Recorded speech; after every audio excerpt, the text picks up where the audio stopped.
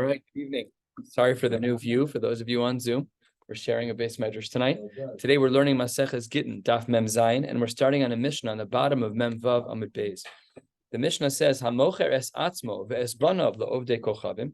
If a person sells themselves to ovdei kochavim, the halacha is too bad. You are out. Ein podeno. So there's no din of pidyon shvuyim in such a case. Goodbye. Take care.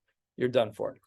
Aval podenes habanim la'achar misa savian. However, if the father dies, so then the din is that you can redeem the children of the man who sold himself. Well, the kids were kids, but he's supposed to.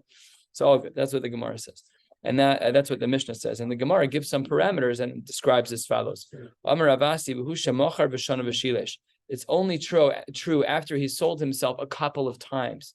He's made a habit. I'm putting words in the Gemara here. Was it a chazaka-ish kind of a thing? How are we looking at this? So that's something that we need to figure out. But the Gemara says it's only if he sold himself 2 or 3 times.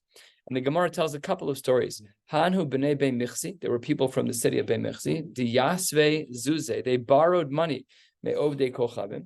And they didn't have enough money to pay back the people that they borrowed money from. So these guys were not having it. Asu v'kagarbeluhu, and they kidnapped the people who owed money.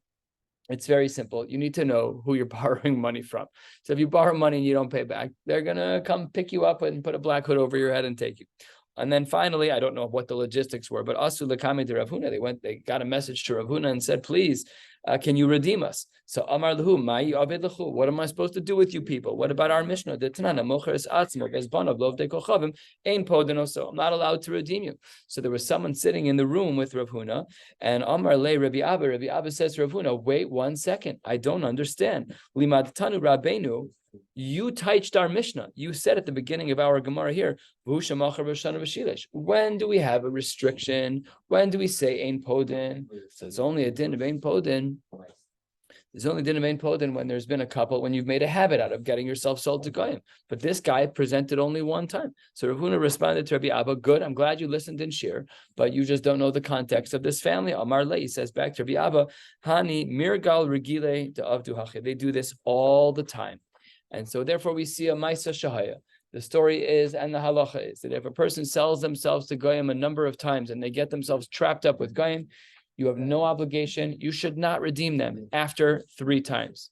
So it seems to be that 3 is the limit, and then the 4th is when there's no Padiyah anymore. So that's what the Gemara says. Another story. This one is literally like a movie. Ready? This is crazy. There was a man who sold themselves to a group of cannibals. Like, could you pick a better group? You had to pick people who literally eat you for dinner. Unbelievable. That's what the Rashi says. Leludai Uma she'ochlin b'nei Adam. It's a nation of people who eat other people for dinner. Also, lekame de Rav Ami, and they said, please, can you save us? I didn't realize, I didn't know. I mean, the sign on the door said cannibalism. I didn't realize they were telling the truth. So Amar Le, what did Rabbi Ami say to him? He said, he said to Rabbi Ami, Pirkan, can you please redeem us? Top of Mem Zayin Amud Aleph. Amar Le, wait 1 second. Tnan, we have to figure out what our Mishnah says. And the word le is actually removed here, according to the Hagos Habach. Should be Omar. Tnan, he said to himself, but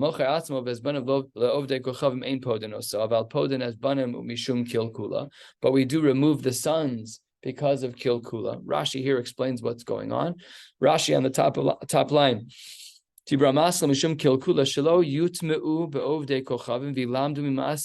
We are concerned that the children are going to learn the ways of those by whom they are living, right? But and therefore Rashi says, when the father's still alive, we're not worried. The father's going to keep the kids in line. But once the father dies, we want to save the kids from there. Anyways, the Gemara is a little unclear. The taxonomy is a little odd, but the Gemara says that we do remove these people because there was no habit that you can't make a habit when you're there's no habits to be made. You show up once, you're dinner. So there's only 1 chance to get out. So Pasha, you get to be redeemed in that case. What's odd here is the language of the Gemara, but that nevertheless they are all redeemed, father and sons.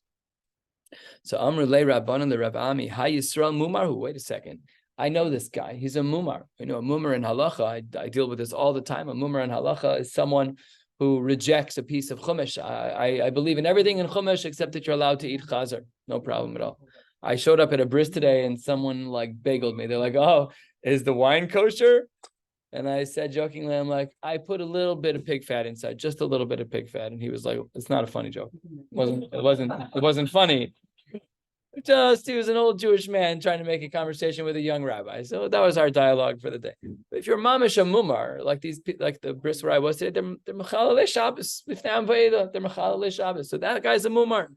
Maybe not actually because of Tinok Shenishba, but it could be that in the real world when people are from or were from, and then they're not from, that's different. The Gemara says, I know this guy, he's a mumar. Who said, how do I know? The kachazule, the ka'achel nevelos trip, he eats at McDonald's. This guy is mamash, he's a mumar. He doesn't believe in kashrus.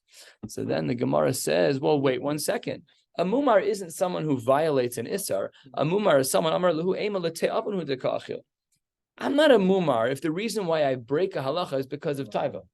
You hear that gorgeous chakira. You have to understand. A mumar is, I'm not masking with chumash. I don't agree. I'm out. I disagree with you on din X, Y. I believe in wearing shatnas. I believe that there's no din of nagia between men and women. I believe that you're allowed to steal. If you believe that, you're a mumar. If you struggle with it, you're a yid. Then you're still a yid. That's good, because otherwise we'd all be mumarim. There is a taiva in that one. Which one? I said about 15 examples. For a mumar. Oh. It's a taiva. It's taiva. The taiva of being a mumar? No, because you're a mumar, because you're saying this isn't good enough. It's a gaiva. You're saying you know better than the rabbanim. You're saying why mumar is what it is. No, mumar is a taiva also. To become a mumar is a taiva? It's a taiva because of the component of gaiva. Yeah, it's a mumar. It's like he's rebelling. Right? He's a lahachisnik. This guy is saying, yeah, it's if you can imagine someone saying like, you know what? Like we've proven, you can come in. We've proven that eating milk and meat together is not dangerous. I'm eating milk and meat together. Okay, you're a mumar, you're a shegitz. What can I tell you? You're a mumar. And a mumar is kigoy l'chol divrayim, basically. But the Gemara makes this distinction that if it's, let's say, avon, so then you're fine. Then you're not a mumar. Fine. By the way, what's implied from the Gemara? If you're a mumar, we don't save you. That's what the Gemara says. It's first crystal clear. But if it's just let's say avon, then you are redeemed. So Amrulay, no. I was at a meal. There was a kosher side of the table and a treif side of the table. And this guy, I watched this guy pick the treif over the kosher, and he's done for. No reason to assume anything else. He's done for. So Amarle, he says to the person who came over to him, this guy who went to the cannibalistic crew. So he went over to the Rebbe and said, save me. So Amarle, the Rebbe said back to him, Zil, go away. Lo kashavki li de afrikinach. I'm not allowed to redeem you. Why? Because you're a mumar. Not because of the din of our Mishnah, because there was no Shina V'Shilesh, but simply because he was a mumar. So we've learned another din in our Gemara. Condition number 1 of not being redeemed is when you make a habit out of it. And condition number 2 of not being redeemed is when you're a mumar. And if you're a mumar, you're not allowed to be redeemed, even if you sell yourself to Goyim only one time. I mean, how frum could you have been the first time? But the Gemara seems to still give us a halachic line. 2 dots, 10 lines down. Reish Lakish zavin nafshe leludai. What is going on here? Reish Lakish sold himself to the cannibals. Take a look at the Balei Tosfos. Reish Lakish zavin nafshe leludai. Kodem shechazar lemuta. It has to be that this was before he frummed out. Why? Dimistama lo haya mizalzel ba'atzmo kolkach. There's no way that an Amora of stature would have lowered himself like this to go down to the cannibals to try and solve a problem. We'll see that this wasn't an error in decision-making in regards to what his approach was. We'll see what his goal was. But nevertheless, it had to be before he was from. And the Gemara says, what was his game plan? Shakal bahade chaysa v'galgalta. He brought with him a bag and a stone. Take a look at Rashi, 6 lines down. Sak, it was a bag, a kashur that was tied at the top. Ufkia ve'igul shel even, oshel oferes besocho. And inside of it was a circular stone or a piece of lead. Oh, what's going to happen here? This is a good opening to a story. So he goes into the cannibal compound and he's holding a sock or a bag of some kind with a big ball of lead in the bottom of the sock. So says the Gemara, Omar Gemiri, he said, I knew what their trends were. To Yom Basra, on the last day of a person's life, before they be put on the spit, called the Baiminaihu Avdile. Anything that the prisoner, that dinner was going to want to do, the last meal that he was allowed to eat, whatever it was, anything they asked him, they'd allow him to do. Why? So that they'd forgive his blood. In other words, there would be a degree of forgiveness. This guy, I don't know how this could be forgiveness, but the cannibals felt that this was the case. Let's give him his final one last wish, and then they'll give us some forgiveness. By the way, some Meforshim say that he tastes better when you ask permission. Wow, that's not normal. Okay, so Yom HaBasar was the last day of Reish Lakish's life, or what would have been Reish Lakish's life, and then he pulled this one. Amruleh, they said to my nichalach, what is it that you'd like to do? What will make you happy today? So Amar Lahu Ba'ina, what I'd like to do is akmatinchu, I'd like to tie you down, ve'osvinchu, and sit you down, the kol chad minaychu, and for each of you, amche chayso palga. I'd like to smack you 1.5 times. So that's what happened. Kamtinhu ve'osvinhu. He tied them down and sat them down. Kol chad minayhu kadmachi chadachaysa. After each person got one slap across the face, and it wasn't a slap, right? Imagine the sock, a long tube sock with a lead ball at the bottom, and you're like swinging it around, and you come around and hit him across the face, you're breaking a jawbone. Like, this is some serious stuff here. So it says the Gemara that when this happened, nafak nishmase, their soul would leave them. In fact, it doesn't mean that they would die, even though normally that would be the language. It just means that it really kind of made him a little bit loopy. But then charkine lishine, then they'd start chomping their teeth like, one more and I get to eat this guy for dinner. Amar le, Reish Lakish says to them, achuche kamechayches bi. Do you think that laughing at me is a good idea? You're forgetting that I still have one bullet in the barrel. Akati pashlach gabe palga dechaisa. I still have one more half of a hit left. Half a hit left. Exactly right. Half a bullet. Mushel's a bad. Mushel's a bad mushel. By the way, Kash in the Gemara, why did he say 1.5 and he say 2? Right. I don't know. I didn't look into it. I'm just saying it doesn't really make any sense. He knows his own strength. Yep, correct. That's right. Then what happened with the next half of a hit? What's a half of a hit? I don't even know. Says the Gemara, then Kadlin who kulu, we killed everyone. No fact for us, he gets up and walks out of the compound. All the cannibals are dead. Shalom Yisrael, problem solved. He had a Superman complex, Reish Lakish. He just walked in. He's like, I'm gonna end this crew. We're all done. Another Reish Lakish story. Yasiv ka'achil v'shasi. He would sit, he would eat, and he would drink.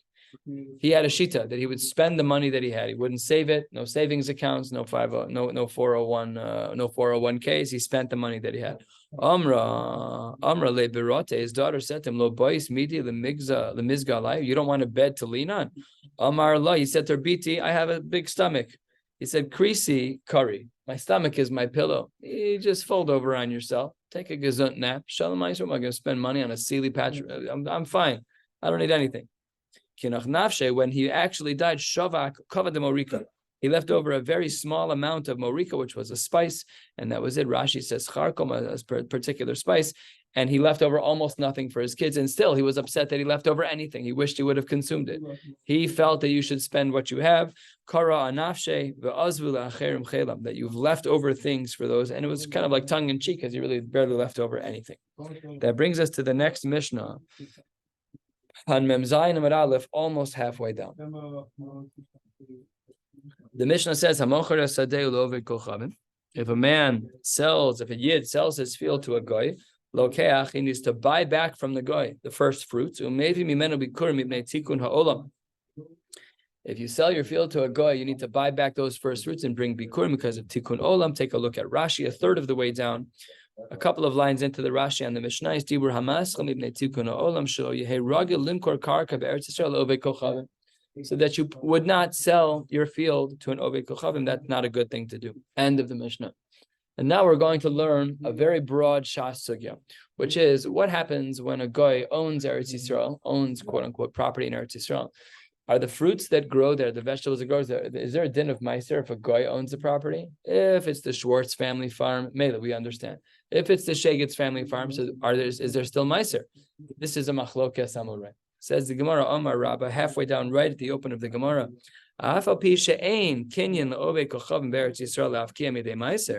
Even though there's no such thing as ownership of a goy, to the point that that which grows in Eretz Yisrael will not have a requirement of meiser. It only applies to me, says the Kadosh Baruch Hu.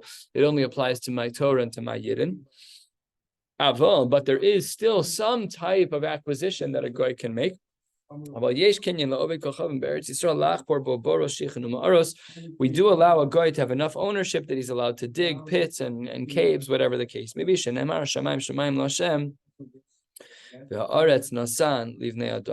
We see that Nasan Livnei Adam, that people are allowed to have some ownership. Rabba's bifurcation is that they can't own property enough to remove the chiyuv of meiser on the vegetation that grows, but enough to allow the guy to dig. Rebbe Lazar has a totally different opinion on this. Rebbe Lazar Omer Afal Pi Sheyesh. Right? He says Sheyesh Kenyan Oved Kochavim Be'eretz Yisrael La'avkiyah Midei Meiser. A guy, the Shegitz family who owns property X, there's no chiyuv meiser on the vegetation that grows there. Why? Shene'emar Dagancha. We make a drasha from Dagancha. Your Dagan has a chiyuv meiser. Below Dagan Oved Kochavim, the property of the Oved Kochavim doesn't have their grains don't have a chiyuv of meiser. So we see that he's lenient. So the machlokes Rebbe Lazar and Rabba is, according to Rebbe Lazar, a guy is able to own properties to the point that there's no chiyuv meiser on the vegetation. And according to Rabba, there's no such thing. So then the Gemara says, Aval, he disagrees with Rabba in the other category too. Aval ein kinyan la'oved kochavim be'eretz Yisrael lachbor borosh, but a guy is not allowed to own property that he is allowed to dig. All of that is not allowed. Shenemar laHashem haaretz. Now, b'mai kamiflage, this big machlokas, Rabba and Rebbe Lazar, where they debate on two fronts. Number one, is a guy allowed to own Eretz Yisrael to the point that there is going to be no meiser, yes or no? And also, can a guy own property enough to dig boros, shichanum, aros? And there they argue as well. What is the machlokes? 3/4 of the way down. Mar savar degancha velo dagan oved kochavim. We see the word degancha. That degancha only by a yid. That's when there's a chiyuv meiser, but by an oved kochavim, that's not the case. And therefore, we see that an oved kochavim can own. That's Rebbe Lazar. Umar savar Rabba is of the opinion diguncha, that we're not actually talking about the dagan in and of itself, but diguncha, the preparation of the dagan, namely what we would call miruach hakri, of getting the whole pile of food prepared and smoothed out.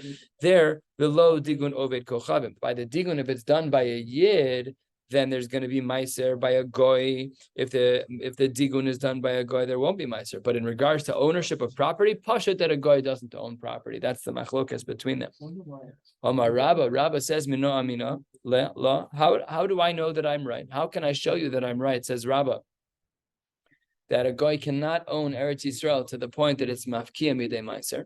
And the Gemara says that's not. The Mishnah says 15 lines from the bottom. Aleket v'ashikcha v'apeh shel ovdei kochavim chayavin b'meiser ela im kain hifkir. An odd Mishnah. The Mishnah says in regards to leket, shikcha, and peh, and these are the pieces that are left over for aniyim, and various versions of things that are left over for aniyim. But if it's shel ovdei kochavim, then chayavim b'meiser, unless there was hefker. We don't even know what this Mishnah means. It's very cryptic. So let's figure out what the Mishnah means. Hey chidami, what's the case? Ilema, if you want to say that the land was owned by Yisrael, and v'liktin hu oved kochavim, and the person collecting was oved kochavim, that can't be. Because why would the Mishnah say Elohim kain hifkir? A yid doesn't have to be mafkir leket shikhan peh. It's automatic. Says the Gemara, hamafkirei v'kaimeh. So in other words, you can't say the pshat in the Mishnah is that it's owned by a yid, because if it's owned by a yid, that it's automatic that hefker happens. There's no reason to assume whatsoever, none, klal uchlal, to assume that it wouldn't be mafkir by itself. Elalav, it must therefore be that what this Mishnah means is elalav. We're talking about a piece of property that's owned the oved kochavim v'liktinu Yisrael and time of the hifkir. And the reason why the Yisrael was able to collect anything was because the goy was mafkir. But halo hifkir chayev. But if in fact there was no hefker, then chayev, then the goy would be chayev in meiser. What do we see? That even when a goy owns a property, you're still chayev in meiser. A raya for Rabbah, that a goy who owns property in Eretz Yisrael, it does not bring to a ptur whatsoever. So maybe that's a raya. The Gemara says, lo, that's not a raya for the Shita of Rabbah. Why not? Because La'olam, I could argue to Yisrael that really the piece of property that we're discussing was owned by a Yid. V'liktin hu ovdei kochavim, and really a goy was the one that was there to collect. You said, wait 1 second.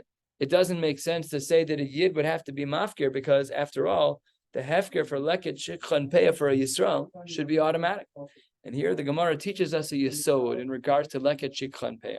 Says the Gemara, Nihi de mafkirei adaita de Yisrael.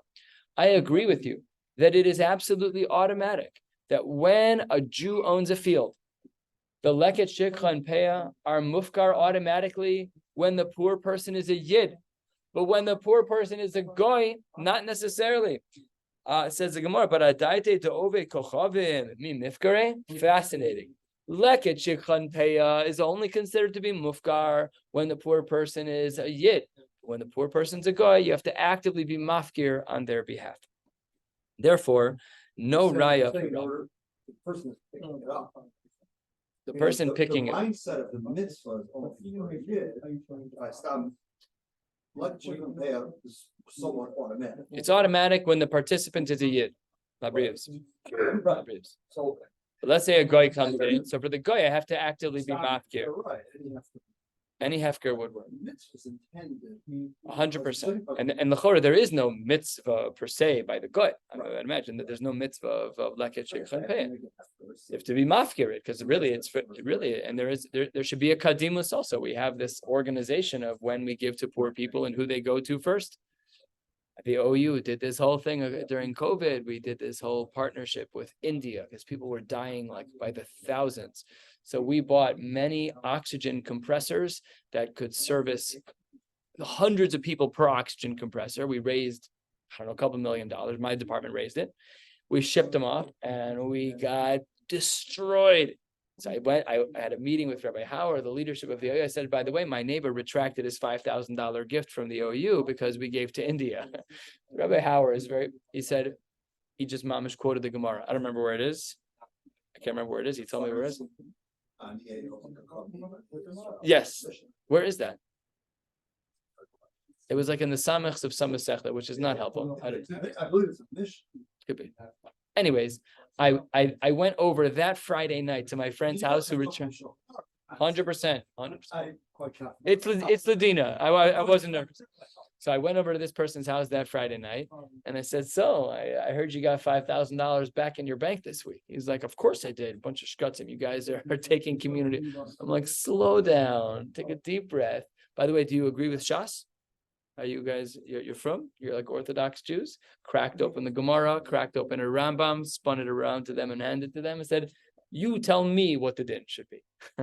Anyways, the din is the mice that we're supposed to service the tzibur first. We service our brethren first. We take care of our family, and our family is large.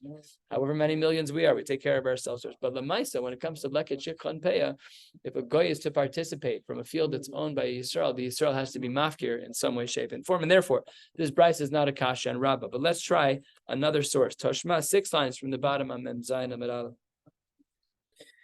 Yisrael shalokach sadeh me'ovei kochavim. If a Jew purchases a field from a goy ad shelo heviya shlish, before a third of the crop has grown, and then v'chazar umachra lo misha heviya shlish, and then the yid sells it back to the goy now that a third has grown, chayeves b'maiser shekvar nischayva. So before the Jew gives it back, he's actually chayev in maiser. Why? Because once it grows a third, that is the threshold when the chiyuv maiser kicks in. I'm just using this as an approximate measure. Let's say corn grows to 6 feet. Once the corn grows to 2 feet, and please excuse my measure, I'm sure it's not halachic, I'm just making a point. Once it grows to 2 feet, you're chayiv in meiser. So if that happens in the rishus of the yid, and then you give it back to the guy, that's your problem. That's not the guy's problem. You have to do that. So it says the Gemara, nischayva in that. When is it that we're saying that there's a chiyuv meiser when it's in the possession of a guy? Only when it grew to a third in the rishus of the yid. But lo nischayva lo. But if it didn't grow to a third, then the guy would not be chayiv. Oh, so says the Gemara that's a raya that a guy would not be able to be chayiv in meiser if he owned property, which is a support for Rebbe Lazar. So says the Gemara, 4 lines from the bottom, anu kimta. A nukimta is typically a creative way to get out of a problem. The Gemara says, and what must this brisa be dealing with? It must be besuria. And we learned about this on Daf Zayin, that Syria was conquered. Daf Zayin? Daf Ches. What did we learn about Syria? That Syria was conquered by Kibush David. And Kibush David, says the Gemara, v'kasavar Kibush Yachid lo shmei Kibush. By Yoshua, that wasn't Kibush Yachid, that was Kibush Olam. So there, that was for sure. But there was a kasha by David, and when all the chips fall, we've decided that Syria is not considered to be like Eretz Yisrael in regards to Meiser. So no raya to support Rebbe Lazar. Let's continue. 2 lines from the bottom. Tashma. Yisrael ve'oved kochavim shelakhu sadeh b'shutfis. If you have a Yisrael and a Goy, 50-50 owners on a property, turning to the top of Mem Zayin Amud Beis. What's the din according to the Tanakama? Rebbe.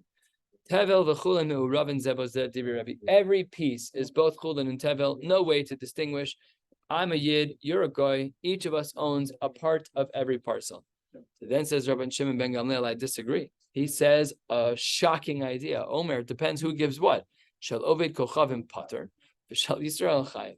That if the property, if the stock that you pick up is, and you're an oved kochavim, then yours is pater from meiser. But if I pick one up, it's chayiv. How is that possible? So says the Gemara, Ad kan lo pligi ela demar savar yesh brehiro mar savar ein brehiro. How could it possibly be that if I'm a Yid and you're a Goy, I pick up a stock, then I'm chayiv in Meiser. You pick up a stock because you're a Goy, you're not chayiv in Meiser. So it says the Gemara, this is a classical case of Brera. This is ABCs. What is this? It's retroactive decision making. Once I pick it up, by definition, it's mine, and therefore, because it's mine, I can say that even though had he picked up the same stock, it would have been pater from Meiser, but I'm the Yid. So Brera. So says the Gemara, that's really what they're talking about. Aval, it seems that everyone agreed that a Goy can pater Meiser, which is a support for the sheet of Rebbe Lazar. Says the Gemara, here too, we're going to make a new kimta. We're talking about Syria, because of kibush yachid, lo shmei kibush. And therefore, there isn't enough teeth in the city of Syria to assume that that it is considered like Eretz Yisrael, so there's really no shiloh one way or the other. It's not Eretz Yisrael. Let's keep trying to bring rayas. Omar, says the Gemara, Omar Avchia bar Ovin Tashma. Hamocher sadehu le'ovei kochavim. A man sells his field to a Goy.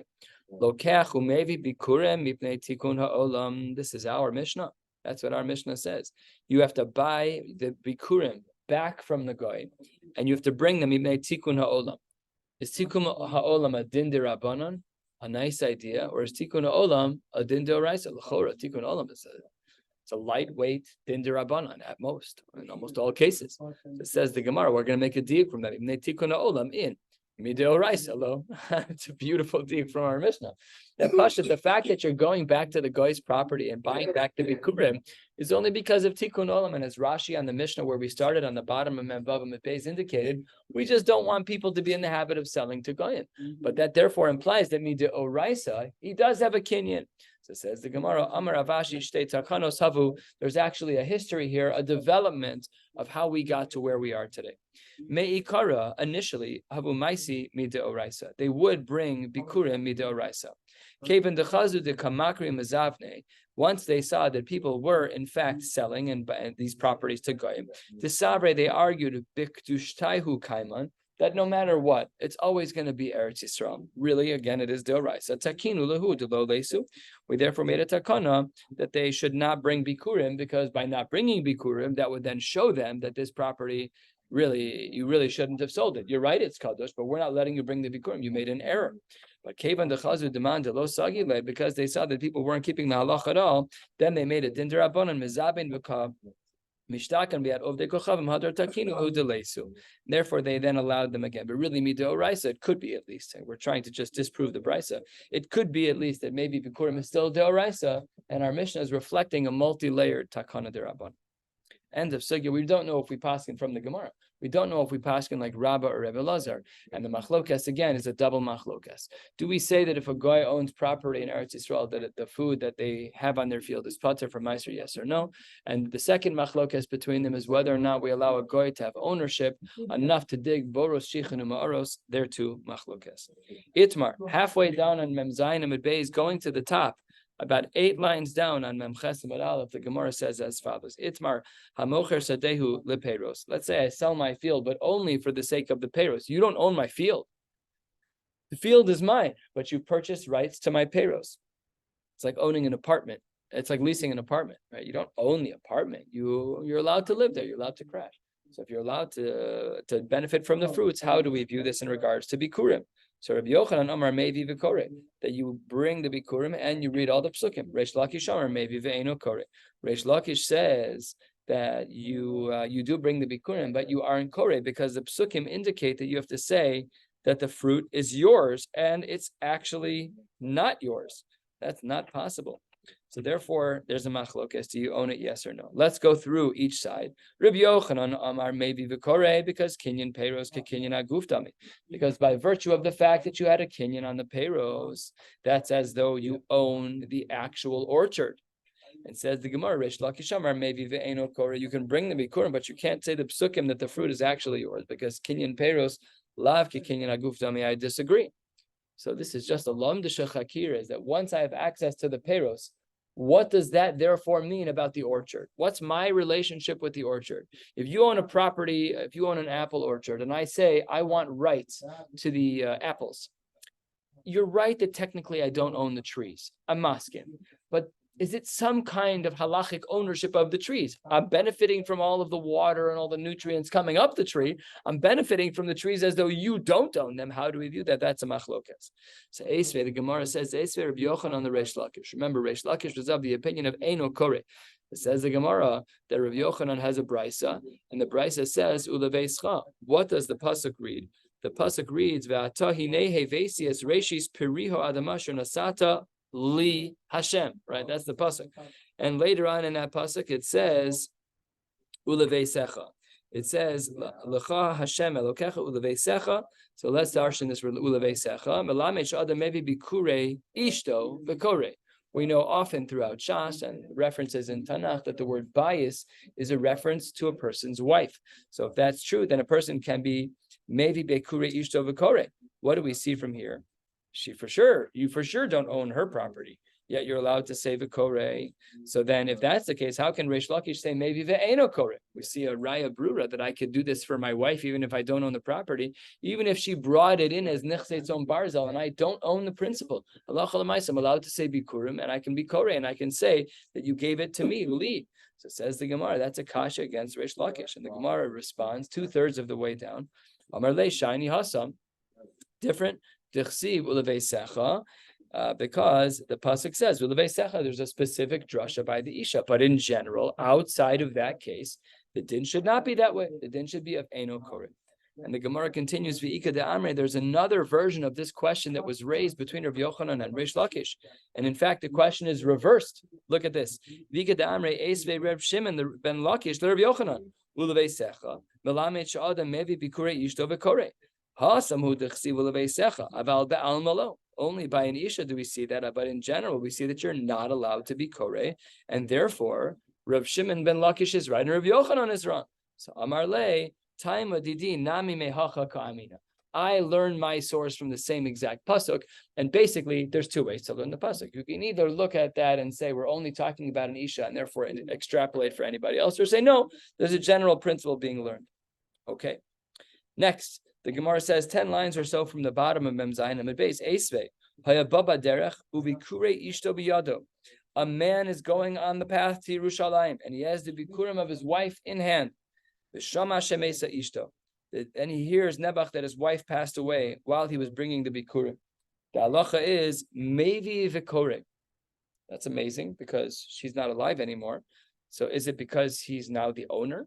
Because by default he'll own this. So says the Gemara, Mesa in, lo Mesa lo. The only reason why he's allowed to read it right now is because Mesa, because she died, and he just became the owner of his wife's property.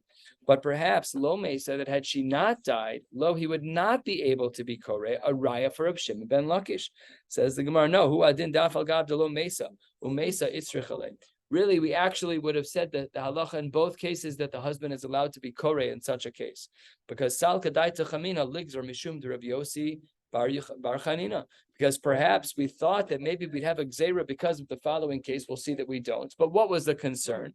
The Brisa is not a Brisa. Is it? I don't think it's a Brisa. The Amar of Yossi Barab Chanina. Batran v'shagran biyad shliach umei shliach baderech. Let's say that all the food was in the hands of the shliach, and then the shliach dies on the way. Mevi ve'eno korei. Shneimar v'lakachta v'hevesa. Ad shetei lakicha v'hava be'echad. It all has to be one person. So maybe we should be concerned about that the same concern we have by a shliach should apply by an ish as well. Kamash molan, that we don't have that concern. And says the Gemara, v'azu l'ta'amayhu. The shitas that we learned about Rav Shimon ben Lakish and Rav Yochanan are l'shitasa. Let's just go back to the middle of this page and review our case. Halfway down the page, we said Itmar hamocher sadehu lepeiros. Rav Yochanan says you're maybe v'koreh. Rav Shimon ben Lakish says you're maybe v'eno koreh. Where do we see their shitas reflected exactly the same way? Look at the bottom line in Mem Zayin and Beis, and you will see another discussion in the Amoraim with Rav Shimon ben Lakish and Rav Yochanan. To Itmar.